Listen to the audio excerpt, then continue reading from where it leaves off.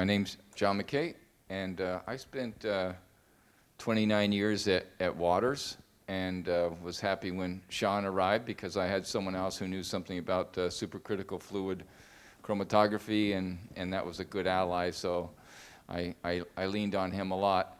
And then in 2017, I left Waters because I didn't want to.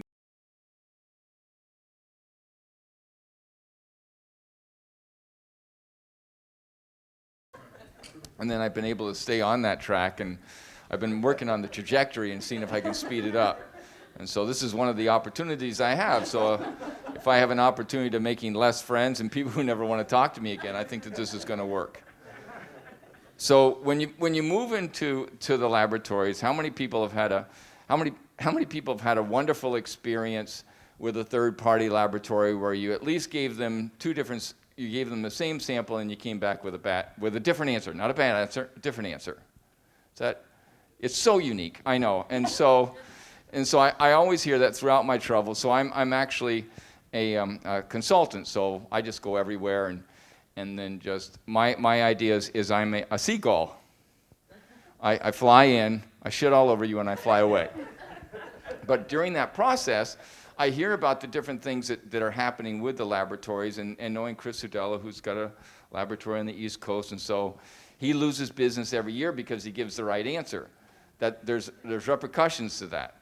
And the same thing happens when I'm talking to customers. They will go to one laboratory knowing that that's where their R&D is, and they will go to another laboratory to get a high or a result that they're looking for their ingredients. So that is the marketplace. And so when you have legitimate people like this up on stage and stuff, it gives us an opportunity to say what else can happen. I had a couple of things that are kind of demonstrated when I'm doing a laboratory, just because I own the microphone and you don't. So I went to Vermont, and I gave a presentation at the Rotary Club in a very small town. And if you don't know, the Rotary Club is a very conservative club. Do you know of this down here? And the average age was 85, and that was brought down because I was only 65 at the time. And so I went there to talk about cannabis, and they were not thrilled. They were not thrilled. And so after a genuine, the breakfast is, surprisingly enough, scrambled eggs, bacon, and coffee. And so then what happened is I wanted to tell them about cannabis, and I brought some CBD oil. I analyzed it on a small liquid chromatograph, and I tested it on pesticides, and I showed them that it was legitimate. There was no CBD in there, and I really thought it was going to be really, really bad. But at the hotel that day, I found some frosted mini wheats. There's a point to this story eventually. And so what I did is typically what happens when you're teaching pre-med or something like that is the bad boys all sit together, okay? 85 years old, they're still the bad boys. But they will not be bad boys because their wives are there, and they may be younger, like 83. And so you go back through, and so I gave them this frosted mini wheats, and I said, open it up, and they did. I'm not going to open it up for you because I want to eat it later. And so I had them take out one and describe it. They told me about it. It had, wheat on the bottom, and it had sugar on top. They looked at me like I had 5 eyes. And so, but remembering that they're the bad boys and they're not going to screw up in front of their wives. And then I had them line them up in a row. And I said, describe them. And they were all different. And I said, okay, so that's different. So when you're doing testing of cannabis, the sugar is the trichomes. The sugar is the CBD. The trigger is the THC. And I said, this is what happens is you send the sample to the laboratory, and the laboratory is wondering why you're taking all of their good shit. And so from that, the customer is saying, you're using all my stuff. I know you're not using it all, so they're going to use it all. And the laboratory is saying, this isn't enough. How am I going to be able to do pesticides? How am I going to be able to do potency? How am I going to do microorganisms? How am I going to look at it? How am I going to do pesticides and all this other stuff? So they don't think that they have enough. So now you have this problem. So you have to have something statistically relevant. And I think that that's part of the question. But also, the other part of the question is how do you do sample prep? How do you get the sugar off of the shredded wheat? So when you're having, one of the questions I have, so when you're having a laboratory, and I'll just do potency because that's the easiest thing for me, because pesticides suck and we'll be here forever if we start to talk about pesticides and catchers. But how long is your typical potency, what's the word I'm looking for, sample prep? And how do you see that varying from what the customers give you? I'll get you. So can I first ask, is everybody in here, are you CBD product-based, or are any of you growers? Are there any growers in here? Okay, so just Not that you're admitting, or? So that's an important question, because if it's flower is handled much differently than an oil-based or a consumable / edible product. And so oils don't take long. It's maybe a 30-minute process. Flowers, that's going to take, if it's fresh from the farm, that's going to take 16 hours because it has to be cured.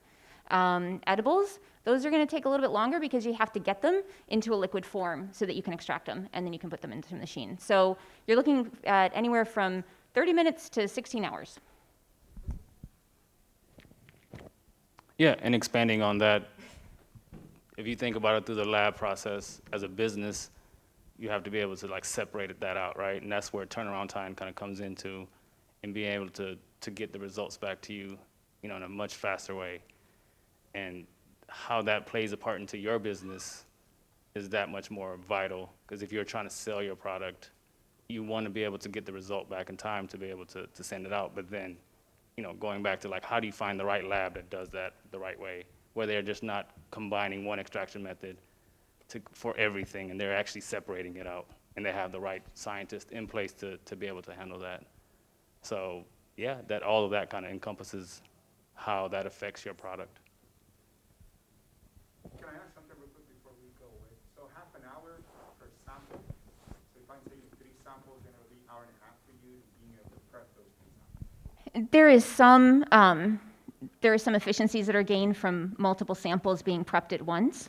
But if it's one sample, it's going to be about 30 minutes, because you have to do calibration. You have to prep your extraction solvents. You have to get your process, your table, your bench set properly. So all of that just takes some time. But yeah, there are economies that happen once you have more samples. Yeah. On average for 3 samples. Yeah. Yeah. Even less. Yeah. One of the things that we've been able to help with, or to help our clients with, is when they start testing materials themselves, it becomes very, very clear, the thing that John is talking about, how they can take a bud from a field and test it, and take another bud from that field and get a different type of an answer. So as soon as we empower the testing at the local type of level, then they can do a lot more tests, and they have a lot better idea of what their products are. But to piggyback on the point that was made, when you are testing, you are able to line up multiple samples at a time and sort of prep them in parallel. And there's some benefits there, because you can also prep blanks in between those and determine if there's any errors made in the sample prep there too. So it might take a half hour, but you could do, let's say, 5 at a time or so. The reason why I'm asking that is because I do testing also like in-house, and of course, Dr. Of course, G. yes. Okay. Of course, all supervisors are like, well, you got the samples. Can you just run them at the same half an hour, like 7 samples? No. So it's something that needs to be understood from a different perspective, because once you run it, yes, you can also do things that can accelerate your testing, but all of a sudden, if you get many, many samples, it's going to take time. It's not just like, I'll take half an hour. No, it takes more than that half an hour. Yeah, and the machine time itself, like, you can't shrink down the machine time, right? I mean, the run is going to be anywhere from, 15 to 19 minutes, depending how your method is set up. And that is one sample going through at a time, so, yeah. Sample prep, a good analytical chemist, sample prep is the #1 and the first thing that they focus on. And I'm glad all the panelists to the left of me agree with that.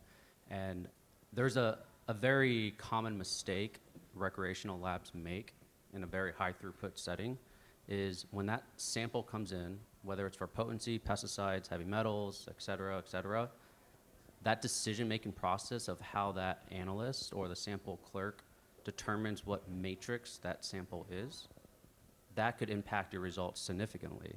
And there's not a one-size-fit-all analytical method, ever. And any analytical chemist that claims that claims that their analytical method's also one-size-fit-all and their prep is all size-fit-all, very, very dangerous. So a good lab, and all to the left of my panelists, they're going to have multiple sample preparation SOPs for all different sample types, because the type of samples, the diversity of these number of samples that come into all of our labs is significant. And there's differences between, a gummy's not a gummy. So there's different types of gummies. You have infused, you have coated, you have pectin-based, you have tinctures. Not all tinctures are the same. You have long-chain triglycerides, you have medium-chain triglycerides, you have mixtures thereof. So sample prep is number one, and I think this is where ionization labs, they do these blanks. That's incredibly important. And more importantly is these matrix recoveries. And a lot of high throughput labs can't really sacrifice time because they're high volume, low margin business model. So to have an extra sample injected into your instrument, for something to support quality control is a business decision that needs to be made. So there's a lot. Sample prep is number one, and that's, you can have really good chromatography, but poor sample prep, and you won't have good data. Mike makes an excellent point, and I think that's one of the questions you should ask your lab when you're evaluating them is, one, do you have SOPs for this specific matrix? And if they don't ask you a follow-up question of what is your carrier oil? What is the base of your salve? If they don't ask you some of those questions, then they're likely they're just applying one SOP to multiple rather than having gone through the R&D and the method development and validation process. Good point. So when you're walking through that sample process, that is the first thing that most people don't have an awareness of. They think that they're getting into their car, starting it up, and off they go. And it's not. It's the old days of bump, bump, bump, bump, bump, bump, bump, and then you start it up on a cold day in Colorado. It's going to take a while to warm. You don't get into your car and you put on the heater and your butt's fine, and then the heater's suddenly on. There's a warm-up time. But there's also other things that when I brought them through the process, I had them understand that when I took out all the shredded wheat, frosted mini wheats, I asked them, what's in the bottom of the container? They look in there and they said, oh, there's the sugar. There's the sugar and there's a little bit of the wheat. And I says, yeah, that's the good shit. And so now they're 85 years old and they have nothing to do with this. And I said, really the best way to do that is if you're having a barbecue tonight, what you want to be able to do is you want to take that and roll it into a really tight ball. And that's called hash. That's the good stuff. And then you want to put it in a pipe. And then what you want to do is you want to be able to smoke it. I says, because that's pure stuff. I says, the trouble is that you better have room because they're not driving home. And because they're going to be a little messed up. And I says, a better way to do that, because their eyes are like this big. And I says, a better way to do that is you want to roll it up into like a roll and combine it into tobacco and then sort of move it off into something that takes a little more time. You just have to have more food, but they'll be able to drive home after a couple hours, and that'll save you time. And so from that process, of course, I wasn't the most wanted person in the room. And so, however, when they left, they stayed for another 2 hours. And they stayed for another 2 hours, and they wanted to know about testing. How did it test? How do I know what's happening? How do I know what? And I says, these are the different labs. And I did have one man who came up, so one short story, not that there's any short stories with me, Sean, but as I go back through, he says, my wife is using CBD on her hands, and it's really helped with the arthritis. And I says, that's great. And he says, is she getting high? I said, is she acting happier? Does she smile a lot? Nope. So she's not, giggling? Nope, she's not high. And so walking through that process, and then they would start to go back through. So it is something they were worried that they were going to take something that wasn't right. And I says, if it's on the ingredients, it's okay. So Sean brought up a good point. on the blanks, and also the good point on the warm-up, and that is something that we just roll off our tongue, and that's system suitability. Would you guys like to talk to system suitability? I'll let Mike start on this. Okay. Thanks. So systems, like I said earlier, there's not a one-size-fit-all analytical method, and this is an issue with the recreational space, in our opinion, is that every sample matrix should be treated as its unique sample type, and this is where system suitability is very important. And there's guidance documents to, step out how you need to or perform system suitability. USP 1225, you have ICH, R2. They all, outline what needs to happen. Can you tell them what ICH is?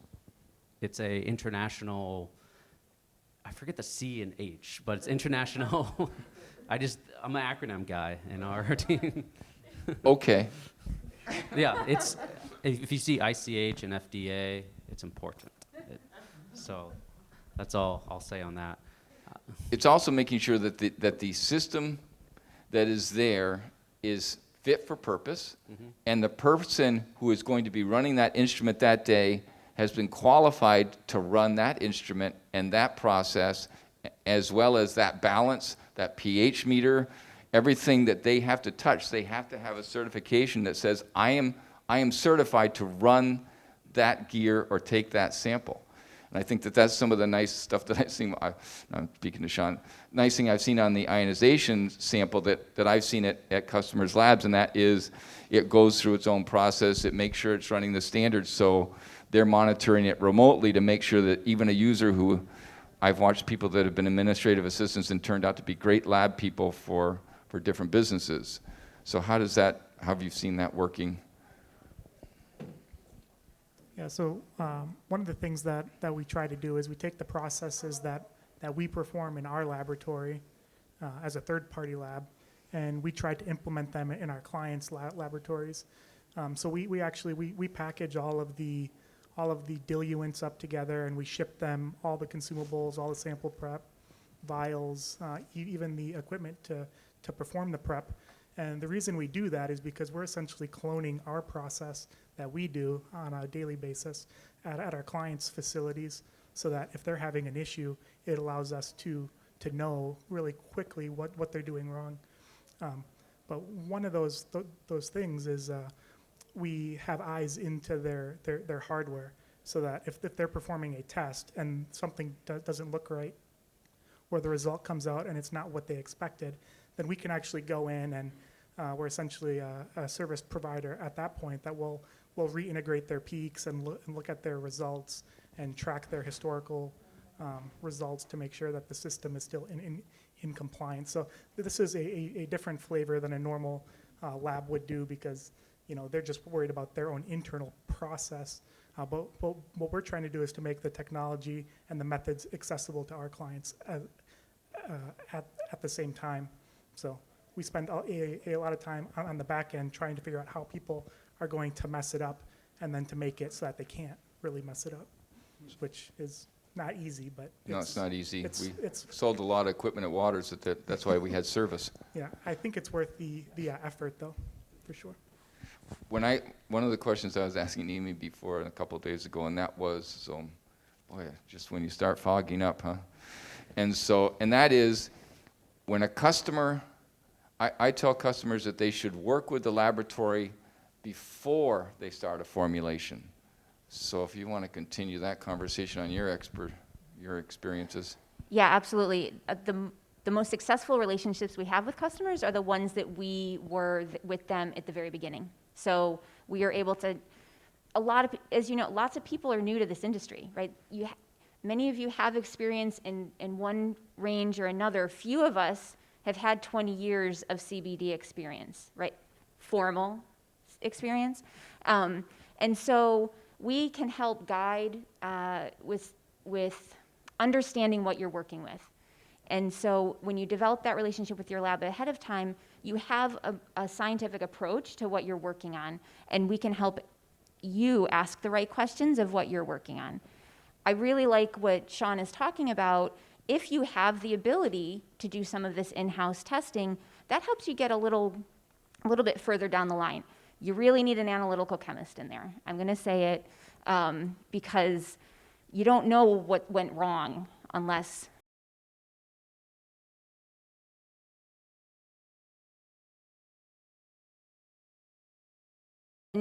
we're there to help verify what it is that you've been doing, and we can help guide you along that way so that you're not going a long way down the path and only to find out that you were way off. Maybe your supplier was giving you bad starting product. So it's really important to get that relationship started ahead of time and work with your lab ahead of time. Yes. Yeah. Thank you.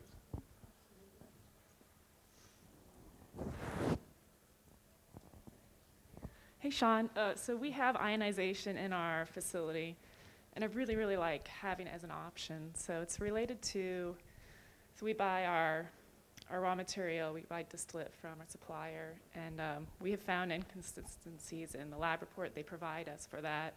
We test it in-house just to verify, and it's not the same. So it allows us to have a conversation. One thing we've also wondered, which is where my question comes from, is would the cannabinoid profile change as, say, we're heating up the distillate to liquefy it? If we keep it on the burner to liquefy it over time, I imagine there's maybe some chemical composition changes over time. So I just wanted to hear your thoughts on like best practices as we're handling the materials so that we have a consistent product that doesn't change from when we first test it to when we're testing our final product. Yep, there are, I don't know, I'm sorry, I'm not super familiar with the ionization system. Are you guys using a ResTech column? Or what's the column that's being used? I believe so right now. Okay. I'd have to go back and. Okay. I recommend looking at the ResTech. ResTech's a company that sells columns. Many of us in the industry are using that as our column. It's been tested within adult use labs, and so it's gone through the paces. Take a look at that. It's published, and they even have the method development in there. Because yes, heating it too long, it's going to change the composition. Absolutely. There's lots of converting that happens. I'm not the chemist. John can definitely speak to what happens to all of the different, what was it called, double lines or something? And yeah. So Yeah, no, the but same thing that's going to happen when you leave your oatmeal on the stove is the same thing that's happening to your material. yeah.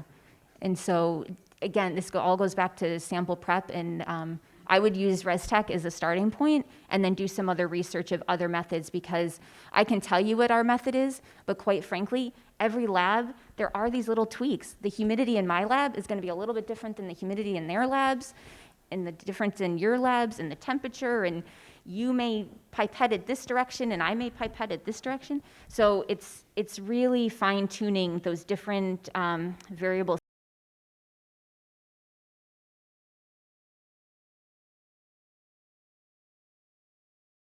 Deviation of the same sample Yes. when you do the test. So you'll have the 3% on that because there's going to be something that's happening. There's a wane, and there's a this.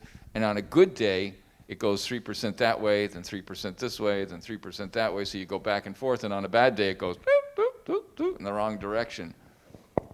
But to kind of add on to any experiment that you would want to perform there, you would want to have organized like structure in the sense of maybe heating it, 5% less, and then 5% more, and kind of seeing that change, right? Keeping all the variables the same, changing one thing, and then seeing a change in that process. That gives you an idea specific to your lab and your settings.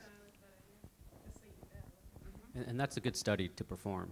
So when you buy some distillates that nutritionally over like 60% CBD, you're going to have more, there's going to be crystallization, it'll be more of a solid. So when you buy an extract or distillate that is in solid form, ask the supplier what are the heating up instructions. And if it's the right supplier, they likely performed a study that looked at the influence of temperature and decarboxylation and potentially degradation. And some of the suppliers we work with have done that with us. And to look at degradation, if your method is not stability indicating, then you're not really seeing anything. You're going to see Dr. Garcia said on yesterday's panel, an infinite stability, which a lot of labs report no degradation, but likely their analytical method is not stability indicating, and it's not going to pick up the impurities or the degradation that you're supposed to see. So that'd be a great study that you could perform or ask your supplier to perform. And speaking to variability, every laboratory should know their measurement uncertainty. It's an ISO 1725 requirement. And a They Texas requirement now. And a Texas requirement. If they don't tell you or they don't know it, don't test with them. Everyone here knows their uncertainty, and it should be public. I think we shouldn't be afraid to share it with one another. Precision and accuracy, RSD, is important. So this is what Amy suggested at the beginning is, the relationship with your laboratory should be meaningful, and it should be very transparent from the very beginning.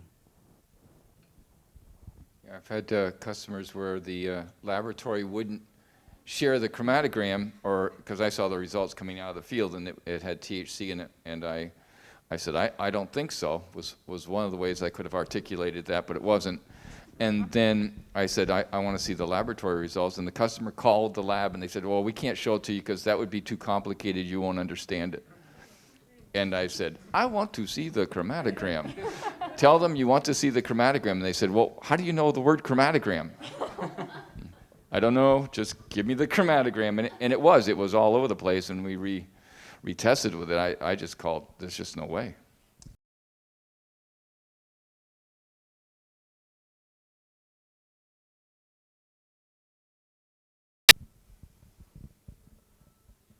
More questions? Are there what are you having to do, because they're recording. Excuse me. Are there, when it comes to indoor and outdoor samples, are there more consistent lab results with indoor versus outdoor samples, or what? In a way, yes, but honestly, no, because even in indoor grow, there's variability, and I think that's one of the confusions within hemp plants themselves, is we tend to think that a clone is going to, I'm going to have 100 clones and they're all going to look the same, and that's just not the case. And that's why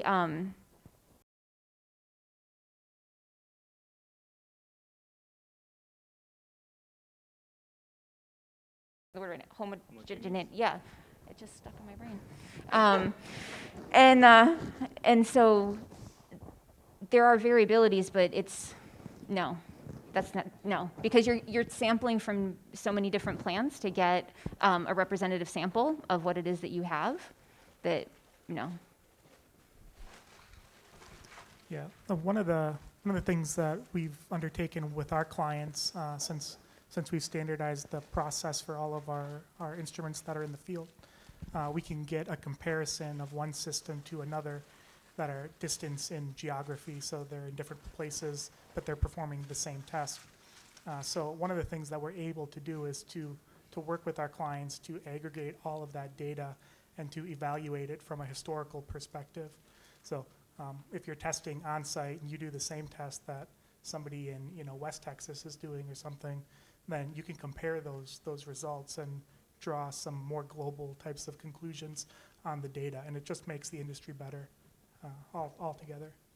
So when you're doing plants,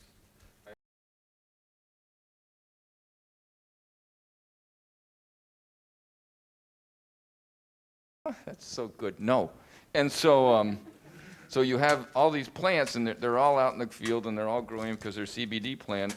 And then most of us remember Sesame Street. One of these things does not look like the other. And so what you want to do is that when you're indoor or you're outdoor and you see a plant that's different, you get that immediately to your laboratory, because the last thing you want is the USDA coming out and picking out the yellow one and saying, that's 1% THC, because there can be, the seeds aren't all going to be the same depending who you get them from and stuff. And so that's really why you want to have a good relationship with your lab, so that you're saying, I'm having this, but you also don't want to have a laboratory make the assumption that once more you're just going to send them more CBD because you're looking at where they are in the process, and you're really looking for one of these is not like the other. So that's a critical point. To John's point, we are also able to geotag our samples. So if you go out in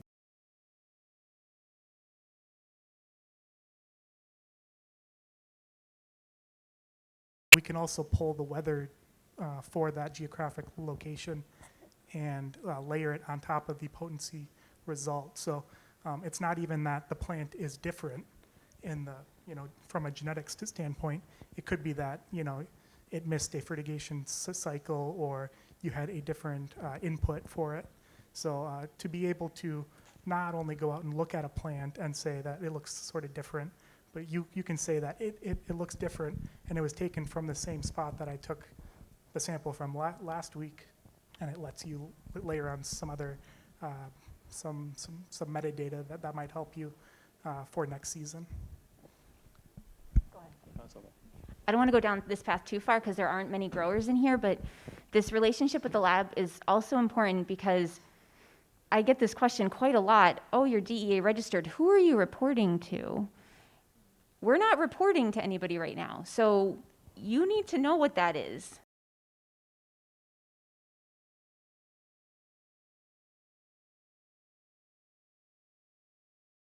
Days away from harvest, it's not all yellow. Yeah. And Yeah, kind of And you're not wearing orange. what I think, what I see a lot of is there's a lot of data that's been generated in this field, specifically to your plant and to your crop. And outside of compliance, knowing your crop, where you sampled it from, even height, right? Like that matters, to genetics, to potency, to environmental conditions. If you really track that, I think that gives you an idea where you are. At worst case scenario, nothing changes, right? But then if you start seeing anything change, you're like, oh, we changed the operator here, something happened, or we changed different solutions. That type of information actually helps, that much more of your business if you're not already doing that, because the data that's being generated is really a lot, and being able to track it should help out. Questions? We only have 5 minutes, so I figure you must have some question. There's no stupid questions. There's no pre-meds in the audience, so we're all set. Yes, go ahead. Oh, wait. You got a runner. Will make me look bad. So I think a lot of the themes of these conversations have been around like the FDA and compliance, and looking at legality changing, compliance changing, regulations coming down. When we're talking about like legally defensible data, right? So if I'm on the shelf and it may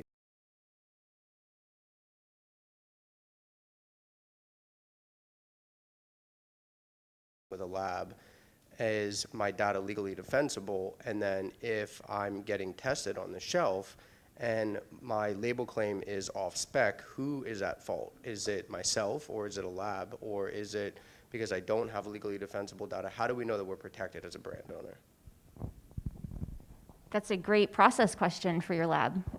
To Sean's point, you need to make sure you have blanks in there, and every lab should be running duplicates on their runs so that at least a duplicate of every matrix. So Mike mentioned, okay, if you're running gummies and you're running tinctures and you're running flour and it all is happening at the same time, you need to be running duplicates of at least one of each of those matrix so that that is defensible, verifiable science. I pay a ton in business insurance, so I feel like I would probably be at fault a little bit if it does end up not working. But I sleep very well at night with our process. I do not. I would put up our results against anybody. I would not be concerned, because I'll tell you what. This is a scary number. 50% of the samples we get don't match what the labels say. 50%. That's almost half. It's almost half. Yeah. I think you also touched on it because you said you would do shelf testing. And going out and testing your own product on the shelf also gives you that much more security. So it takes it a little bit out of your hands. You say, hey, I've done shelf testing myself if they do come knock on your door. They knock on your door, I think you just say, hey, this is what I've done. Outside of going to a third party, these are extra steps that I've done that always helps your case when you deal with those accrediting bodies. In that 1725 accreditation under the 2017 standards, like that will really help with this legally defensible data, because what that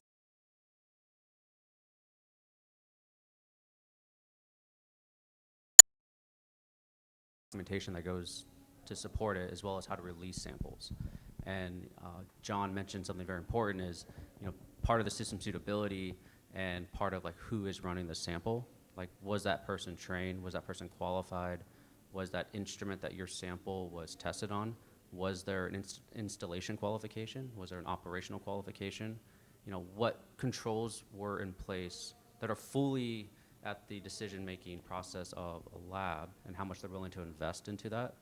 Like, those are the controls necessary to actually make a claim as legally defensible. And it is a very aggressive claim. Like, if you say it, you better mean it.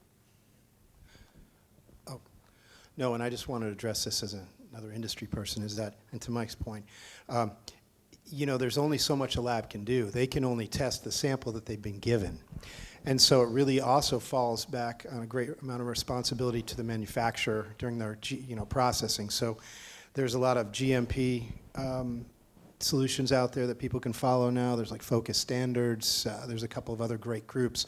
But blending the sample, making the sample homogeneous, the homogeneity, and then homogenizing is really, really important.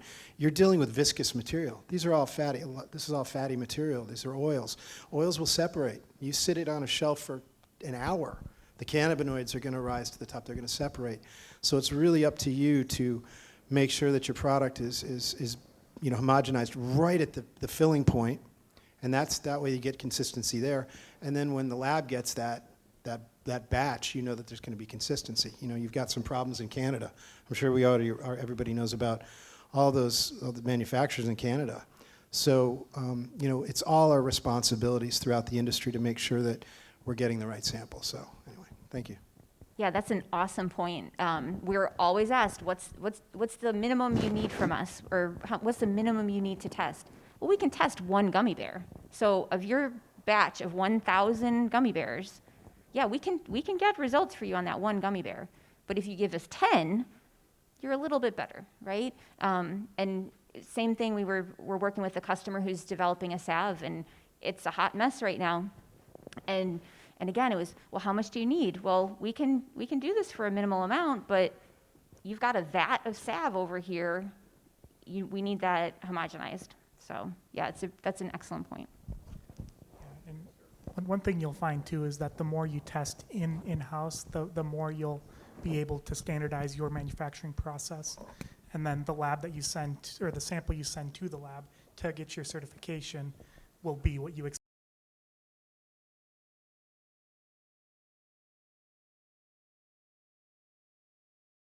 Sample. So. John, you asked. Oh.